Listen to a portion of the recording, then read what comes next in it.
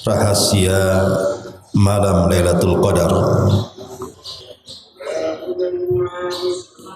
Kira-kira apa yang harus seseorang lakukan apabila mendapatkan malam Lailatul Qadar? Ma'asyiral muslimin yang dimuliakan Allah Subhanahu wa taala. Di dalam sebuah hadis yang ma'ruf, Nabi SAW mengatakan, man qama lailata qadrin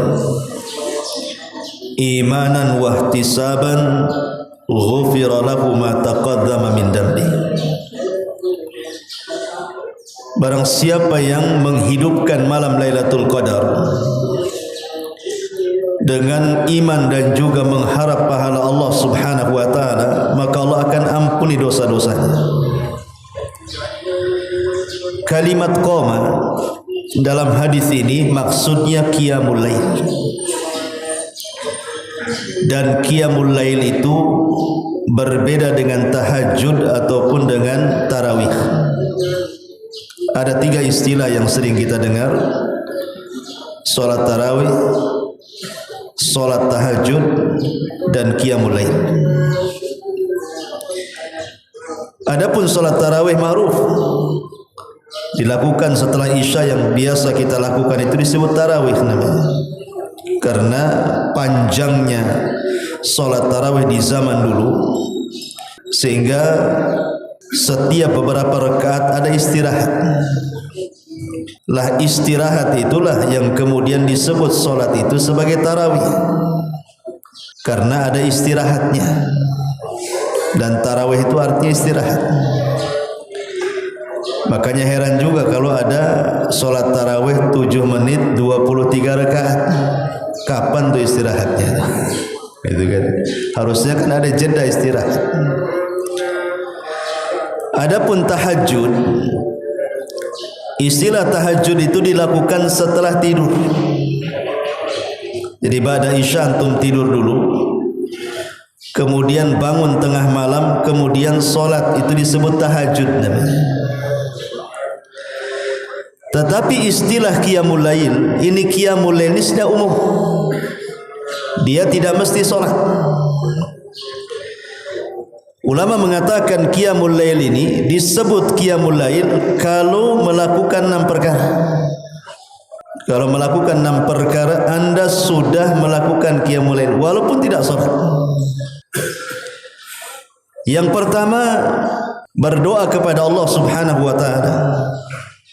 Orang yang berdoa tengah malam atau sepertiga malam akhir, walaupun dia tidak solat, maka dia sedang qiyamul lail. Hanya semata-mata berdoa. Contoh umpamanya doa yang paling pendek, doa selepas tidur umpamanya. Walaupun itu tidak panjang doa selepas tidur kan, cukup dengan berdoa seperti itu saja sudah dianggap qiyamul lail. Apalagi kalau doanya panjang gitu. Ini yang pertama. Yang kedua, berzikir. Jadi semata-mata orang berzikir di tengah malam, antum memperbanyak tasbih, tahlil, takbir, walaupun tidak solat, maka anda sudah menghidupkan malam itu dengan zikir, dan itu disebut qiyamul lail. Kemudian yang ketiga, berwudu. Orang yang berwudu, umpamanya antum di rumah, tahu-tahu kedinginan, terbangun jam 2, rupanya pengen kencing. Setelah kencing antum sempatkan berwudu, kemudian tidur lagi. Berarti semata-mata berwudu itu anda sudah melakukan qiyamul lail. Kemudian yang keempat, qiraatul Quran, membaca Al-Quran. Walaupun tidak solat tetapi anda membaca Quran, maka anda sudah qiyamul lail. Atau yang kelima, istighfar, mengucapkan astaghfirullah, astaghfirullahaladzim, dan begitu seterusnya. Maka semata-mata istighfar di tengah malam, maka anda sudah qiyamul lail. Tentu yang keenam adalah solat. Solat tahajud itu termasuk qiyamul lail. Salat tarawih juga termasuk qiyamul lail. Artinya kalau kita bisa menggabungkan 6 perkara ini, mulai daripada doa, kemudian zikir, kemudian baca Quran, kemudian berwudu, kemudian istighfar, kemudian salat, berarti sempurnalah qiyamul lail di situ. Tetapi kalau seseorang bosan, karena kan yang namanya jiwa, kata Abdullah ibn Mas'ud radhiyallahu an, terkadang menerima iqbal, terkadang menerima idbar. Iqbal itu artinya terkadang ada semangat. Semangat salat tarawih tidak ngantuk gitu ya. Semangat tahajud sepertiga malam tidak ngantuk sama sekali. Tapi terkadang hati itu idbar. Idbar itu artinya futur gitu ya. Malas mau salat itu. Tetapi kita ingin menghidupkan malam. Kalau memang malas solat, berarti ambil Quran, baca Quran. Malas baca Quran, perbanyak istighfar. Malas istighfar, perbanyak zikir. Malas zikir, perbanyak doa. Malas semuanya, wudu. Kan itu. Yang penting kita hidupkan malam-malam itu dengan qiyamul lail. Lah Nabi SAW mengatakan, man qama lailata qadrin imanan wahtisaban ghufira lahu ma taqaddama min dhanbi. Barang siapa yang menghidupkan malam Lailatul Qadar dengan qiyamul lail yang saya sebutkan tadi, dengan wudu, dengan zikir, dengan doa, dengan istighfar, dengan baca Quran dan dengan salat, penuh iman dan mengharap pahala Allah Subhanahu wa taala, maka akan diampuni dosa-dosanya. Ma'asyiral muslimin yang dimuliakan Allah Subhanahu wa taala, kalau kita melihat ada beberapa riwayat ikhwan, bagaimana caranya menghidupkan malam Lailatul Qadar itu dengan sedikit amalan tetapi berpahala besar. Gimana caranya? Seorang muslim kan harus cerdas. Ulama mengatakan yang pertama, salatlah tarawih bersama imam. Salatlah tarawih bersama imam sampai selesai. Maksudnya dengan witir-witirnya sekali. Disebutkan dalam hadis Nabi SAW, man qama ma'al imam hatta yansarif kutiba lahu qiyamu lailatin. Kata Nabi SAW, siapa saja yang salat bersama imam hingga selesai dengan witir-witirnya, maka ia dicatat telah mengerjakan salat malam penuh mulai dari isya sampai subuh. Jadi kalau seandainya antum tarawih tadi pada isya gitu kan, anggaplah 1 jam tarawih. Tapi kita selesai itu dari awal sampai akhir bersama imam, maka seolah-olah kita ini menghidupkan malam dari isya sampai subuh. Itu maksudnya. Hanya mengambil waktu 1 jam, tapi bernilai sampai subuh. Sekarang kita bayangkan kalau seandainya antum salat tarawih bertepatan di tanggal ganjil dan bertepatan di malam Lailatul Qadar, Anda bisa bayangkan, hanya 1 jam tarawih saja dianggap Anda sudah melaksanakan solat malam full sampai subuh. Bagaimana dengan orang yang bertepatan dengan Lailatul Qadar? Berarti Anda sedang bertarawih seumur hidup Anda. Karena semalam sudah saya katakan bahwa 1 malam kita hidupkan maka sama dengan 1000 bulan. Atau bahasa Quran, alfi syahrin. Ini amalan yang pertama. Hanya 1 jam bersama imam bertepatan dengan Lailatul Qadar, seolah-olah kita menghabiskan waktu kita untuk solat malam. Kemudian yang kedua, Nabi SAW mengatakan, man qama bi asyri ayatin lam yuktab minal ghafilin wa man qama bi mi'ati ayatin kutiba minal qanitin wa man qama bi alfi ayatin kutiba minal muqantarin. Kata Nabi SAW, siapa saja yang membaca 10 ayat dalam salat malamnya, maka dia dicatat menjadi orang-orang yang tidak lalai. Siapa yang membaca 100 ayat dalam solatnya, maka dia dicatat orang-orang yang taat dan setia kepada Allah. Dan siapa yang membaca 1000 ayat dicatat dari golongan orang-orang yang telah mengumpulkan pahala sebanyak-banyaknya. Ma'asyiral muslimin yang dimuliakan Allah Subhanahu wa taala, seandainya umpamanya setelah antum tarawih, kayak tadi umpamanya kan ada qiyamul lail, imam membaca bukan 1 ayat 2 ayat tuh. Kalau 1 jam juga itu bisa 100 ayat lebih yang dibaca. Berarti kalau seandainya kita solat bersama imam, imam membaca 100 ayat lebih dari awal sampai akhir kan, berarti kita ini dicatat oleh Allah Subhanahu wa taala orang-orang yang setia. Dan kalau seandainya 1000 ayat, maka kita dicatat oleh Allah Subhanahu wa taala orang yang mengumpulkan pahala sebanyak-banyaknya yang tidak ada yang tahu kecuali Allah Subhanahu wa taala. Makanya beruntunglah orang-orang yang hafid Al-Quran, yang banyak hafalan Qurannya. Dia bisa memanfaatkan malam-malam Lailatul Qadar itu dengan tahajud dan bisa membaca ayat sebanyak-banyaknya. Makanya dalam sejarah ada 4 orang yang menghatamkan dalam 1 rakaat Al-Quran. Anda bisa bayangkan, dalam sejarah ada 4 orang yang menghatamkan dalam solat witir 1 Quran. Siapa mereka? Pertama, Uthman ibn Affan. Dia menghatamkan Al-Quran dalam 1 rakaat. Yang kedua, Tamim ibn Aus Ad-Dari, orang yang pernah berjumpa dengan Dajjal. Dia pernah menghatamkan Al-Quran dalam 1 rakaat. Yang ketiga, Abu Hanifah. Abu Hanifah ma'ruf, yang mencetuskan mazhab Hanafi. Dan yang keempat, Sufyan Ats-Tsauri. Sufyan Ats-Tsauri itu kalau sujud 7 kali putaran tawaf itu baru diangkat kepalanya. Bayangkan putaran tawaf itu berapa itu?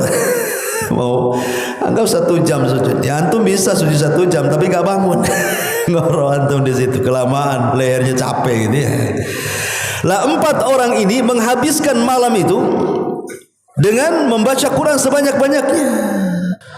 Artinya kalau seandainya kita bertepatan dengan Lailatul Qadar, kemudian kita membaca dalam tahajud kita 100 ayat saja, berarti dicatat sebagai orang-orang yang taat kepada Allah. Jadi seumur hidup kita ini sedang di atas ketaatan gitu maksudnya. Luar biasa.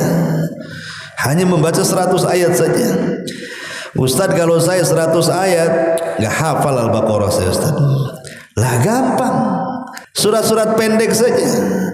Tapi saya cuma 2 surat aja, itu pun 2 kul. Qul a'udzu birabbil falaq dan qul a'udzu birabbin nas. Ya sudah, itu aja diulang-ulang dalam salat itu. Kan enggak ada masalah mengulang-ulang surat dalam salat. Ya. Ma'asyiral muslimin yang dimuliakan Allah Subhanahu wa taala, ini yang kedua. Yang ketiga, biasakan di malam 10 terakhir Ramadan ini berwirid. Entah wiridnya dari Quran, umpamanya yang mudah saja, membaca surah Qul huwallahu ahad, Allahus samad, lam yalid walam yulad walam yakul lahu kufuwan ahad. Umpamanya kita baca Quran dah malas nih kan, karena kelamaan haus gitu kan, malas. Ya sudahlah, sambil nyandar-nyandar di tiang gini kan, Qul huwallahu ahad, Allahus samad, lam yalid walam yulad walam yakul lahu kufuwan ahad. A'udzubillahi minasyaitonir rajim. Bismillahirrahmanirrahim. Qul huwallahu ahad, Allahus samad, lam yalid walam yulad walam yakul lahu kufuwan ahad. 3 kali saja. Karena Nabi sallallahu alaihi wasallam mengatakan, siapa yang membaca surah Qul huwallahu ahad itu, maka sebanding dengan 1/3 Quran. Berarti kalau seandainya 2 kulhu, 2/3 Quran. Kalau 3 kulhu, hatam antum al-Quran. Jadi menghatamkan Quran itu gampang. Baca kulhu 3 kali saja, hatam Al-Quran itu. Kalau seandainya kita ini membaca kulhu 3 kali setiap malam di 10 terakhir Ramadan ini, mulai malam ini, besok lagi sampai selesai, pastilah ada yang bertepatan dengan Lailatul Qadar kan. 30 yang antum baca itu pasti ada yang bertepatan dengan Lailatul Qadar. Kalau itu betul bertepatan dengan Lailatul Qadar, seolah-olah seumur hidup antum membawa pahala menghatamkan Al-Quran setiap malam. Luar biasa. Ya. Seumur hidup antum lah menghatamkan Al-Quran, membawa pahala menghatamkan Quran. Maksudnya ini bandingan pahala ya. Ya tentu orang yang membaca Quran dari Al-Fatihah Al-Baqarah sampai selesai lebih utama, karena setiap satu huruf 10 pahala kan gitu ya. Tapi kalau seandainya udah malas, zikir malas gitu ya, maka bacalah surat-surat yang sudah jelas-jelas pahalanya.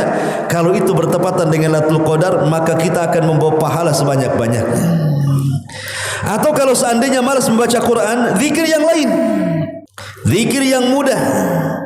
Seperti Nabi SAW mengatakan, barang siapa mengqala subhanallah wa bihamdihi, barang siapa yang mengucapkan subhanallah wa bihamdihi mi'ata marratin, sebanyak 100 kali, subhanallah wa bihamdihi, subhanallah wa bihamdihi, subhanallah bihamdihi, 100 kali saja setiap malam 10 terakhir Ramadan ini, mulai dari tanggal 20 sampai akhir gitu ya, pokoknya 100 subhanallah bihamdi, subhanallah bihamdi. Apa coba bayangkan pahalanya? Kata Nabi SAW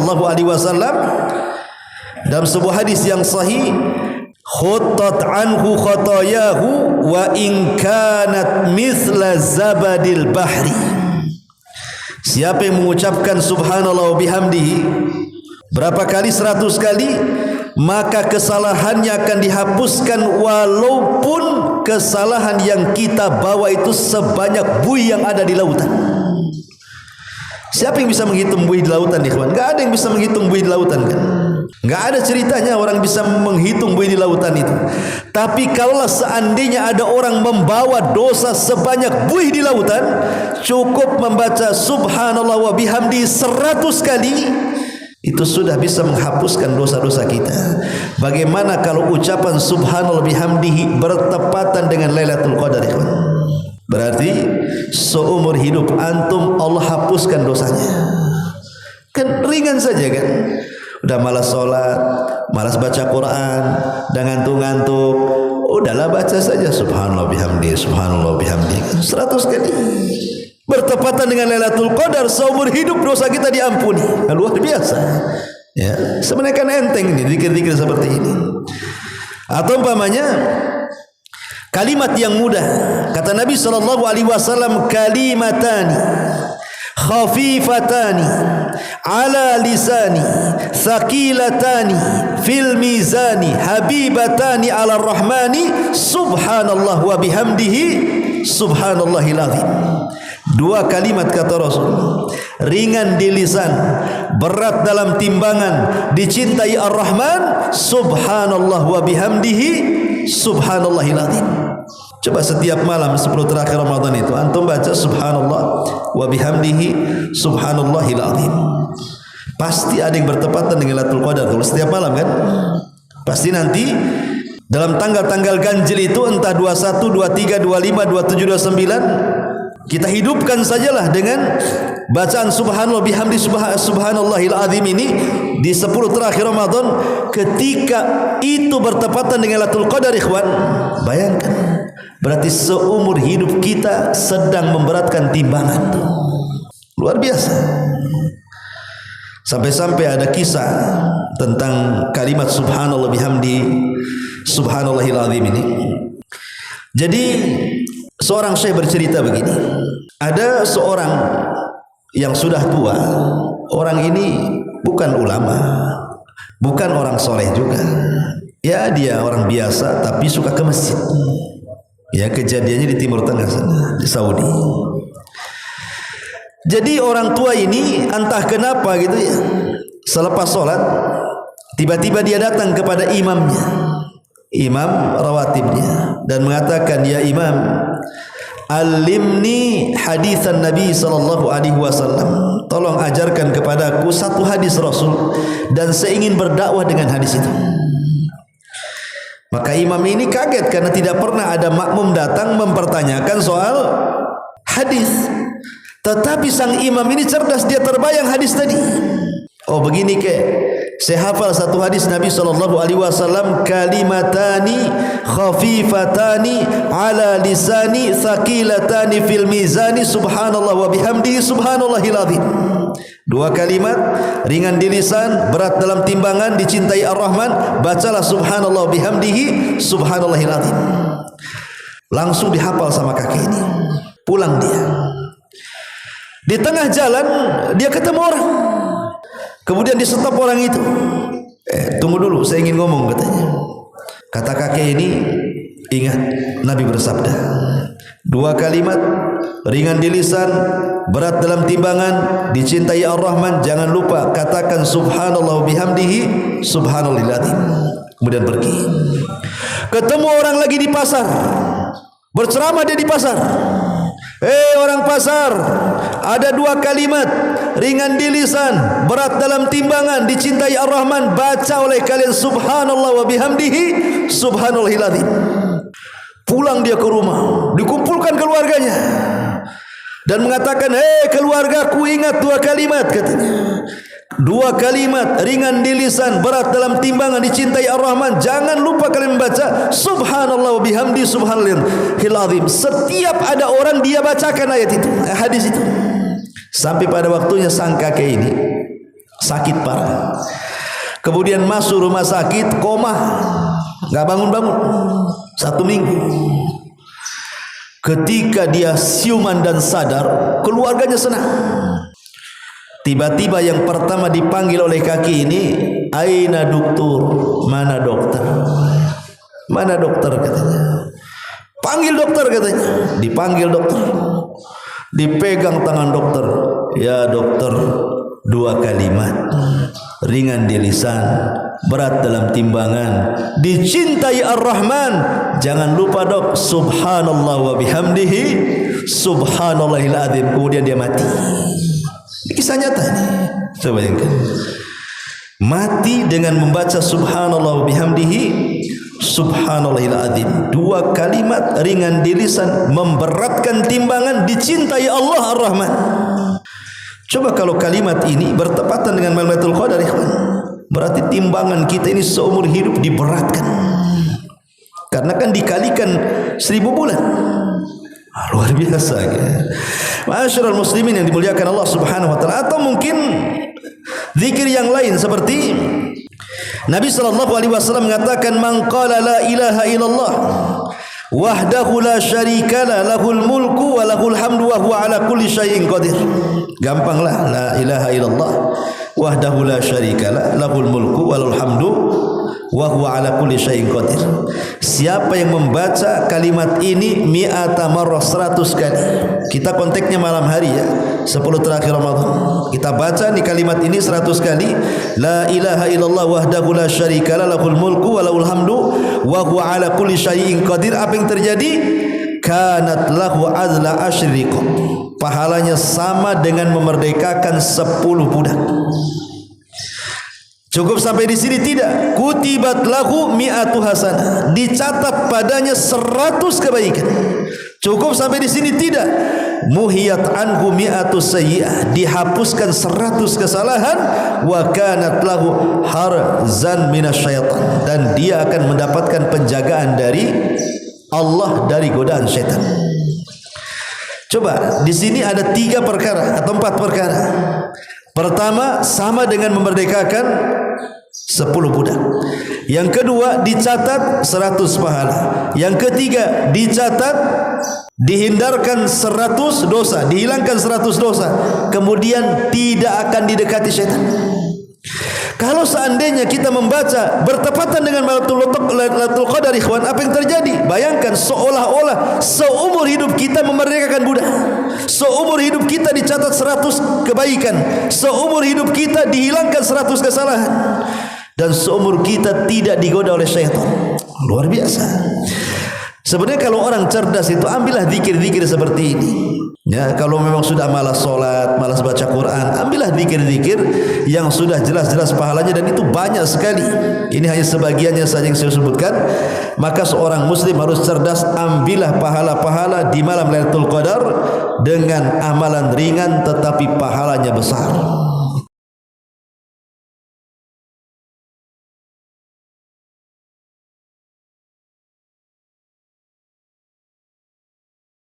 Subhanallah walhamdulillah wa la ilaha illallah wallahu akbar subhanallah